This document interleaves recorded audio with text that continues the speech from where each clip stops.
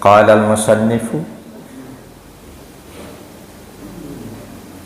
fa in ajaza an dhalika minhu wa asahu al-'abdu wa qama fi dhalika al-maqami aqbala adullahi ta'ala hatta yahtura bainahu wa baina nafsihi wa yahula bainahu wa baina qalbihi fayudzakiruhu fi sholati ma lam yakun yadhkuru qabla dukhulihi fiha.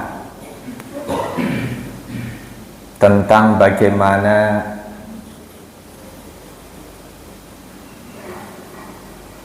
semangatnya iblis yang kadang disebut setan dalam melaksanakan misi tunggalnya, menyesatkan manusia, menipu manusia seolah diajak menuju jalan kebenaran. Bahkan meskipun jelas-jelas misinya ini dimurkai oleh Allah, justru si iblis, si setan ini semakin semangat. Dia tahu betul tidak akan pernah mendapatkan rahmat Allah. Tahu betul dia akan menjadi penghuni neraka paling dalam. Karena itu yang menjadikan iblis semakin semangat melaksanakan misinya, dia ingin mencari teman sebanyak-banyaknya untuk bareng-bareng masuk neraka. Tujuan utama iblis, jangan sampai ada manusia yang mengikuti agama Allah. Kalaupun itu nggak berhasil, manusia berbondong-bondong mengikuti agama Allah, misi utama iblis berikutnya, jangan sampai mereka melaksanakan perintah agama yang mereka ikuti. Boleh jadi di antara gambaran suksesnya misi iblis, banyak muslim tapi nggak melaksanakan perintah Islamnya. Kalau toh misi ini nggak berhasil juga, misi iblis berikutnya, biarkan manusia melaksanakan perintah Allah, tapi jangan sampai dia melaksanakan dengan cara yang akan mengantarkan mereka mendapatkan keridhaan Allah. Kalau toh sholat, biarin aja sholat, tapi pikirannya ada di luar sholat. Ini misi iblis. Fa'in ajaza an dzalika minhu wa asahul abdu wa qama fi dzalikal maqam. Apabila iblis nggak berhasil dalam misi awalnya, menghalangi manusia jangan sampai mengikuti agama Allah, manusia kok melanggar iblis, menentang iblis dalam hal itu, manusia tetap memasuki agama Allah, tetap melaksanakan perintah Allah, aqbala aduwullahi ta'ala hatta yahtura bainahu wa baina nafsi wa yahula bainahu wa baina qalbi. Iblis akan menurunkan targetnya, dia tetap akan melaksanakan misinya dengan cara menghalangi jangan sampai manusia dalam melaksanakan perintah-perintah Allah itu dia laksanakan lahir batin, jiwa raganya melaksanakan. Iblis akan menghalangi antara si manusia itu dan hatinya. Silahkan badanmu melaksanakan sholat, tapi iblis berusaha jangan sampai hatinya pun ikut melaksanakan sholat.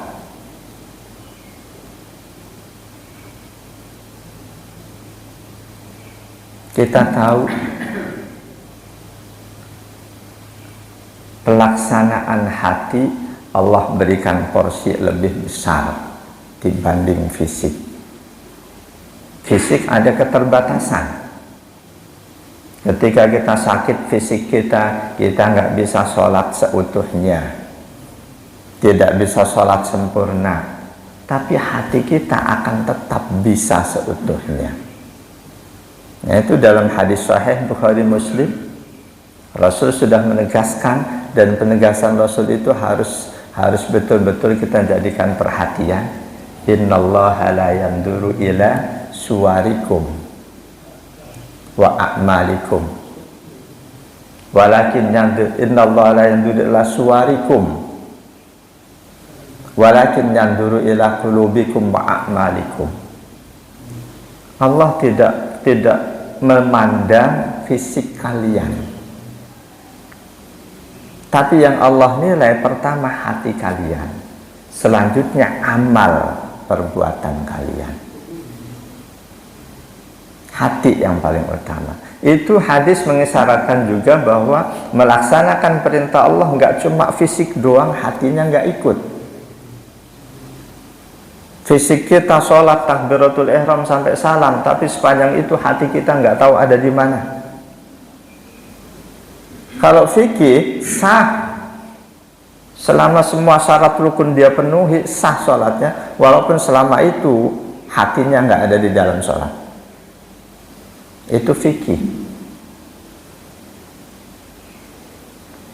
Nah, ini target iblis. Ketika target yang paling awal, target awal nggak berhasil menghalangi manusia dari agama Allah, manusia tetap masuk ke dalam agama Allah. Target berikutnya, iblis akan berusaha jangan sampai manusia yang katanya muslim, dia istiqomah melaksanakan perintah Islamnya. Ketika manusia tetap berbondong-bondong ke masjid, iblis gagal di situ, dia akan alihkan target ke target berikutnya. Biarin manusia melaksanakan sholat, tapi jangan sampai jiwa raganya, lahir batinnya melaksanakan sholat. Dia akan berusaha menghalangi manusia antara dia dan hatinya.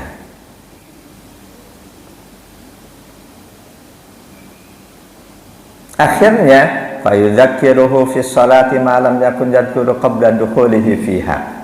Seringkali hal-hal yang sebelum sholat kita nggak ingat, kita lupa, begitu masuk sholat kita jadi ingat.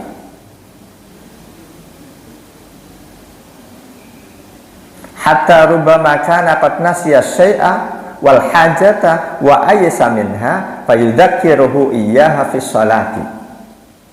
Bahkan seringkali kita benar-benar lupa nyari sesuatu, sampai waktu sholat pun udah dari tadi karena belum ketemu kita penasaran, nyari terus. Pelaksanaan sholat perlu tertunda, akhirnya ya waktu sholat udah mau habis, udah sholat dulu deh. Begitu sholat ingat.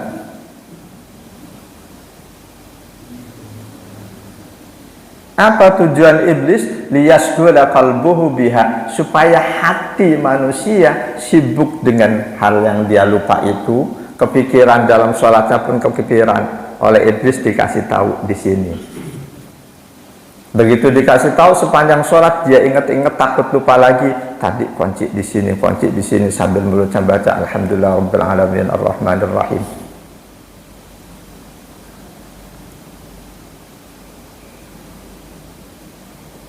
Ketika seseorang kok bangga bisa mengingat sesuatu yang terlupa, ingat di dalam sholat, itu iblis gembira banget.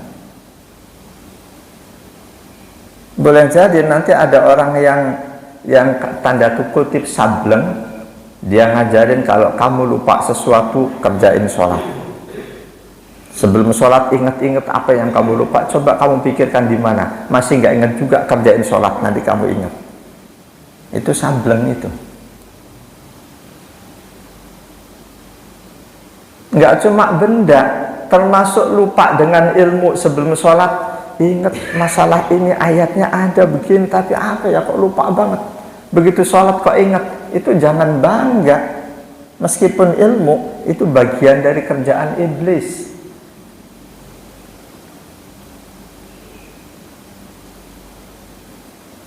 Jadi tujuan iblis liyasghula qalbuhu biha, supaya si hamba itu hatinya sibuk memikirkan apa yang dia lupa. Dalam sholat dibantu oleh iblis, diingetin ada di sini. Iblis ngasih bisikan, karena itu jangan lupain lagi, ingat-ingat terus itu, nanti kamu lupa lagi. wa ya'khudhuhu 'anillahi azza wa jalla. Saat itu iblis sudah berhasil mengendalikan dia dari Allah. Meskipun fisiknya dia sedang sholat, tapi hatinya sudah dipegang oleh iblis. Fayaqumu fiha bila qalbin. Ketika itu terjadi, berarti dia bisa dikatakan mengerjakan sholat tanpa hati.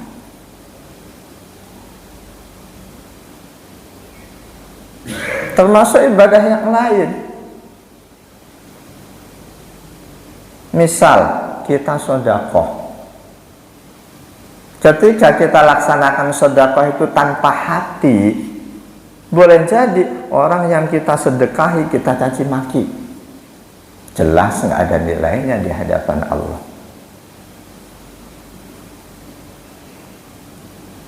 Siapapun yang melaksanakan perintah Allah tanpa hati, fala yanalu min iqbalillahi ta'ala wa karamatihi wa qurbihi ma yanaluhul muqbilu ala rabbi azza wa jalla al-hadiru biqalbihi fi sholati. Maka dia, orang yang melaksanakan sholat tanpa hati, sudah tentu tidak akan mendapatkan sesuatu yang didapatkan oleh mereka yang sholat dengan menghadirkan hati.